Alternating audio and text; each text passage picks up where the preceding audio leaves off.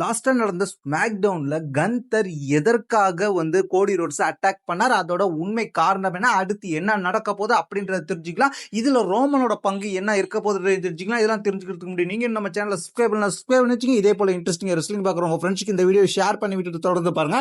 Ricky stains first இதை பத்தி தெரிஞ்சுக்கலாம். ரிக்கி ஸ்டெயின்ஸ் இந்த ஸ்மாக் டவுனுக்கு டெபியூட் கொடுத்துருக்காரு. ஏடபிள்யூல இருந்து என்எக்ஸ்டி வந்தார், என்எக்ஸ்டில இருந்து ஸ்மாக் டவுனுக்கு வந்திருக்காரு. ஸ்மாக் டவுனுக்கு வந்த ரிக்கி ஸ்டெயின்ஸ் ஃபர்ஸ்ட் மேட்சா கோடி ரோட்ஸ் சந்திக்கிறார். கோடி ரோட்ஸ் சந்திச்சு கோடி ரோட்ஸோட ஒரு மேட்ச் விளையாடுற. அந்த மேட்ச்ல தான் கோடி ரோட்ஸ் ஜெயிச்சதுக்கு அப்புறம் கந்தர் பின்னாடியே கோடி ரோட்ஸை பயங்கரமா அட்டாக் பண்றாரு. ஸ்லீப்பர் ஹோல்ட போட்டு லாக் பண்றாரு. ரெஃபரி எல்லாம் தடுக்கிறாங்க.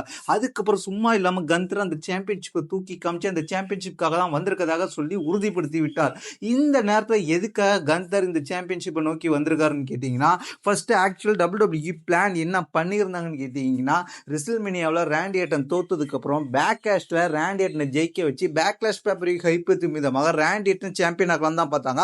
ஆனா அந்த இடத்துல ராண்டி ஆர்டன் வர முடியாத காரணத்துக்காக இப்போ ராண்டி ஆர்டனை காமிக்கல. அடி வாங்கின கோடி ரோட்ஸே வந்துட்டாரு. ஏன்னா பன்கிக்கு வாங்கின கோடி ரோட்ஸ் இன்ஜுரி ஆகி வெளில போயிருக்கணும். அப்படி வெளில போகாமே அவரை மீண்டும் WWE ஷோவில் காமிக்க ஆரம்பிச்சாங்க. இதுதான் ராண்டி ஆர்டன் போட்ட பன்கிக்கே அப்செட்டான விஷயமா இருந்துச்சு. ஆனா அதனால ராண்டி ஆர்டன் வராம தான் இருந்தாரு. ராண்டி ஆர்டன் அவரு முதுகு வலியால ரெஸ்ல்மேனியாவில் தோத்தாரு. அதுக்கப்புறம் அவர் வரவே இல்லை, எந்த இடத்துலயும் அப்பியரன்ஸ் கொடுக்கல. இப்போ கோடி ரோட்ஸ சாம்பியனா வச்சிருக்க முடியாதுன்ற ஒரு காரணம். ஏன் கோடி ரோட்ஸ் சாம்பியனா வச்சிருக்க முடியாதுன்னு கேட்டீங்கன்னா, கடந்த 3 வருஷமா கோடி ரோட்ஸ் சாம்பியனா இருக்கும்போது ஒரே ஃபார்மேட்டை தான் பின்பற்றுறாங்க.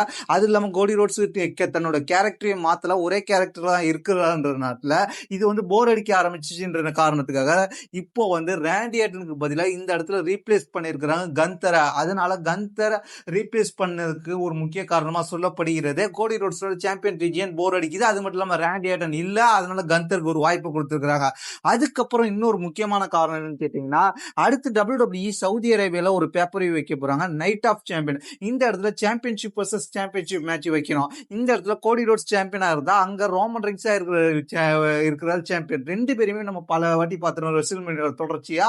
அதனால இந்த வாட்டி இவங்களுக்குள்ள மேட்ச் வைக்க வேணான்றதுக்காக புதுசா ஒரு மேட்சை கிரியேட் பண்ணுன்றதுக்காக அதாவது night of champion champion versus champion match Cody ரோட்ஸ்க்கு பதிலாக அந்த இடத்துல கந்தர் சாம்பியன் ஜெயிக்கும் போது பட்சத்தில் அன்டிஸ்ட்ரிபியூட்டட் சாம்பியன்ஷிப் வச்சிருக்கும் கந்தர் வர்சஸ் அதுக்கப்புறம் வேர்ல்டு ஹெவிவெயிட் சாம்பியன்ஷிப் வச்சிருக்கும் ரோமன் ரிங்ஸ். இவங்களுக்குள்ள நைட் ஆஃப் சாம்பியன் பேப்பரையோ அல்லது சவுதி அரேபியாவில் நடக்க போற கிரவுன் ஜுவல்ல ஒரு மேட்ச் வைக்கலான்றதுக்காக தான் WWE இப்போ இந்த மாதிரி பண்ணியிருக்கிறதாக தகவல் வந்திருக்கு.